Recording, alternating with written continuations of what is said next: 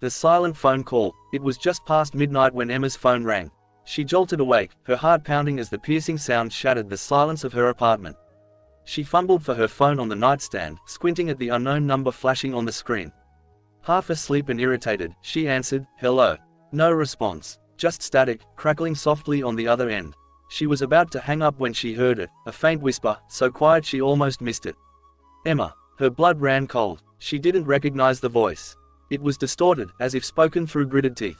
"Who is this?" she demanded, her voice trembling. The line went dead. She sat in bed, clutching the phone, her heart thudding in her chest. It was probably a prank, she told herself, setting the phone down. But she couldn't shake the feeling of unease. The next night, at exactly 12:07 a.m., the phone rang again. Same unknown number. This time, dread coiled in her stomach as she answered, her voice barely above a whisper. "Hello." Static. Then the voice returned, harsher, angrier. "Emma, I'm coming." She slammed the phone down, her hands shaking. She didn't sleep that night, her eyes fixed on the shadows dancing across her bedroom walls. The calls continued, night after night, always at 12:07. Sometimes the voice would whisper her name, drawn out and mocking. Other times, it would simply breathe, ragged and labored, as if someone was standing just outside her window. She changed her number, but the calls persisted.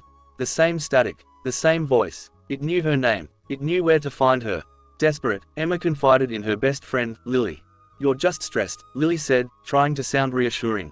"Probably some creep who got your number. Block the calls and forget about it." Emma tried, but the feeling of being watched wouldn't leave her. Shadows seemed to stretch longer, whispers echoed in empty rooms, and she couldn't shake the sense that something was always just behind her. One night, the phone rang, but this time it wasn't from an unknown number. It was Lily. Relieved, Emma picked up. "Lily, thank God. I was starting to lose my mind." But all she heard was static. Then, Lily's voice, faint and distorted. "Emma, help me." The line went dead. Panicked, Emma called back, but it went straight to voicemail. She tried again and again, her hands trembling as she dialed. Finally, Lily's mother answered, her voice cracking with grief. "Emma, Lily's gone. She was in an accident last night. The car went off the road. They found her this morning." The phone slipped from Emma's hand, shattering on the floor. She felt numb, her body cold and heavy. How could Lily have called her if she was already? She didn't sleep that night. She sat on the edge of her bed, staring at her broken phone, dreading the sound that would come at 12:07. And it did. The shattered screen flickered to life, the same unknown number glowing ominously. Against her better judgment, she answered, pressing the cracked phone to her ear. Static. Then, Lily's voice. "Emma, why didn't you help me?" Emma's blood froze. "Lily." The voice grew louder, angrier. "You let me die, you didn't save me." Tears streamed down Emma's face. "I didn't know, I'm sorry." The voice distorted, becoming unrecognizable, filled with rage and pain. "I'm coming for you." The call ended. The air around her grew cold, a chill settling in her bones. She heard it then, the soft creak of her closet door slowly opening behind her.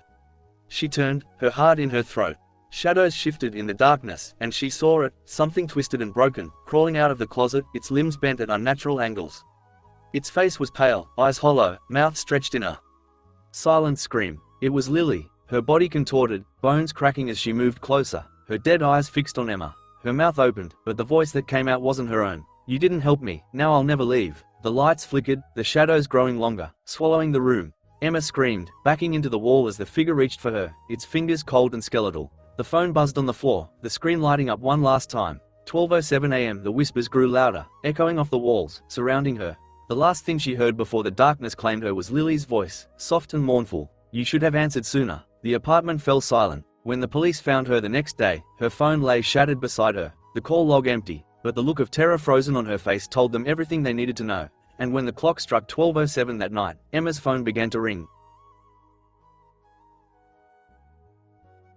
The shadowed past. Maya stood before the crumbling remains of her childhood home, its walls charred and windows shattered, memories echoing through the ruins. It had been 15 years since the fire that took her parents. Now, she was back to uncover the truth. Everyone believed it was an accident, but she always sensed something sinister. Determined, she stepped inside. The air was heavy with dust and sorrow.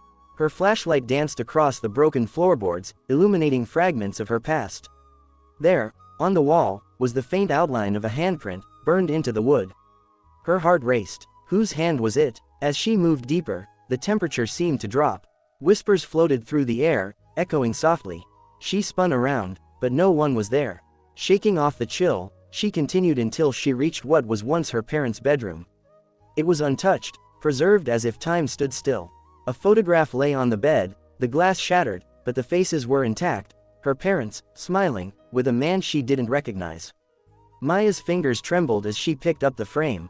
On the back, scrawled in hurried writing, was a name, Samuel. Who was he? Why was his presence hidden from her all these years? Determined to find answers, she visited the town's archives the next morning. Dusty records and faded newspapers surrounded her. Hours passed before she found it, an article dated 2 days before the fire. It was about a business rivalry gone wrong. Her father had partnered with Samuel, but their venture ended in a bitter dispute. Her breath caught as she read the final lines. Local businessman Samuel vowed revenge after losing everything to his partner. The partner was her father. Her blood ran cold. Was this why her parents died? Had Samuel burned down their house in vengeance? Maya's instinct screamed at her to leave, but she needed the truth. She traced Samuel's last known address to an old cabin on the outskirts of town. The road was deserted, overgrown with weeds and memories long buried. The cabin stood silent, decayed with age. She knocked once, twice. No answer, but the door creaked open. Inside, shadows danced across the walls, remnants of a life abandoned. A fireplace stood cold, but ashes remained, undisturbed. Among the ashes, she found letters. Her father's handwriting, pleading with Samuel to reconsider, to forgive. But Samuel's replies were venomous, filled with rage and betrayal. One line burned into her mind: "If I can't rebuild my life, neither will you." The floor creaked behind her. Maya spun around, her heart thundering. An old man stood in the doorway, his face worn by time, eyes hollow. "I knew you'd come," he rasped. It was Samuel. Fear gripped her, but she stood her ground. "Why did you do it?" she demanded. "They trusted you." Samuel's shoulders sagged, his anger replaced with a haunted regret. "I lost everything because of him. My business, my family, my life. I wanted him to feel my pain." Tears filled Maya's eyes. "You took everything from me." He looked away, his voice hollow. "Revenge is a fire that consumes everything, even the one who starts it." His eyes met hers, filled with sorrow. "I've been trapped in my own hatred, haunted by what I did. I came here every day, waiting for you, to ask for forgiveness." Maya's anger wavered, replaced by the weight of his remorse. She turned away, tears falling. "I came for the truth, not for revenge." She walked out, leaving him in the shadows of his past. Outside, the sun was setting, painting the sky in hues of gold and crimson. As Maya stood amidst the fading light, she realized the truth had set her free, breaking the chains of the past. The cycle of vengeance had ended. But behind her, the cabin creaked, its shadows whispering the stories of a broken man left behind, trapped forever in the ashes of his own creation.